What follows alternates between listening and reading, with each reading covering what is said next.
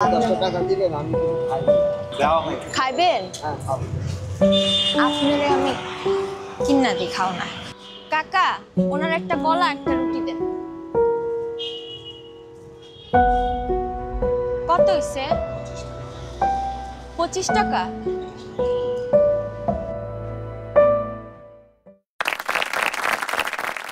ভালো লাগছে। It was entertaining. I enjoyed it. তোমার অভিনয়ের জায়গা থেকে আমার বেশ এফর্টলেস লেগেছে, আমি এনজয় করেছি। অনেক অভিনেতা আসে স্ক্রিপ্টটা পড়েও প্রপারলি আসে না, ক্যারেক্টারটা মাথায় নিয়ে আসে না। সো তুমি যে করেছো এবং সবার জন্যই এটা খুব অবশ্য কর্তব্য। আমি যেটা কাজটা করতে যাচ্ছি সেটা সম্পর্কে আমার নিজে জানতে হবে। আমি বলি যে সবকিছুর পিছনেও একটা হচ্ছে luck and the x factor. অনেক সময় হয় কি, অনেক গবেষণা করেও জিনিসটা যেমন এই যে ফান বা যে মজাটা, যে এনার্জিটা পারফরমেন্সের মধ্যে, এটা অনেক সময় অনেক গবেষণা করে অনেকে আসে না। নাও, তুমি অনেক মিষ্টি, এই জন্য তোমাকে মিষ্টি দিলাম। মিষ্টি। Thank you so much. Dare চ্যালেঞ্জের এবারের প্রতিযোগী রাগিব ইয়াসার।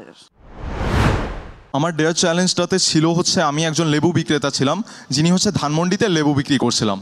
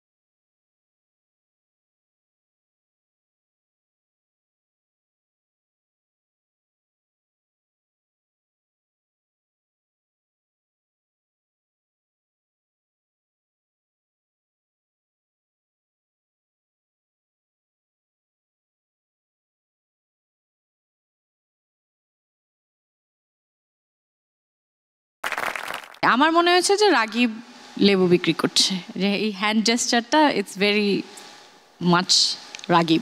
এরকম যখন চরিত্র আসে তখন মাথায় থাকে যে বিক্রেতা যেহেতু বিক্রি করবে, তার মধ্যে না একটা মায়া থাকতে হবে।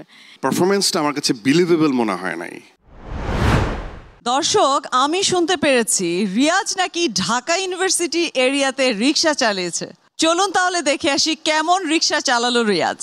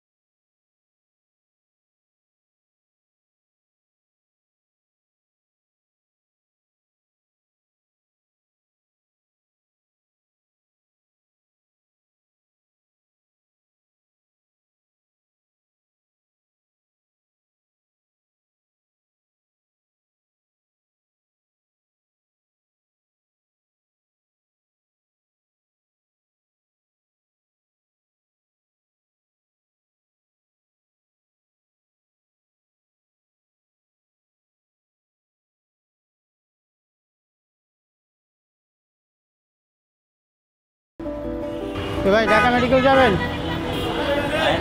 কত? এইখান থেকে এখানে 100 টাকা ভাড়া হয় ভাই। না, এত হয় নাকি? এই যে কত অল্প একটু জায়গা, এখানে আর 10 টাকা দেবেন ভাই। চলেন 50 টাকা চলেন চলেন চলেন চলেন চলেন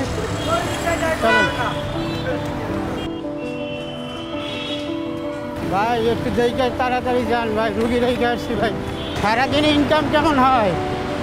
চলে রোজার মাসে।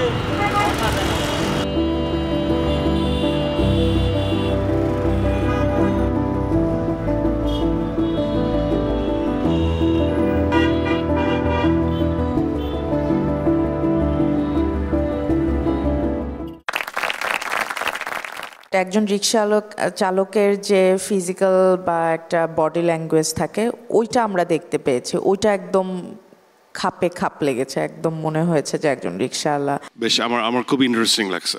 Thank you sir. যেগুলো সংলাপ থেকেও অনেক বড় কিছু আমার কাছে। দীপ্ত স্টার হান্টে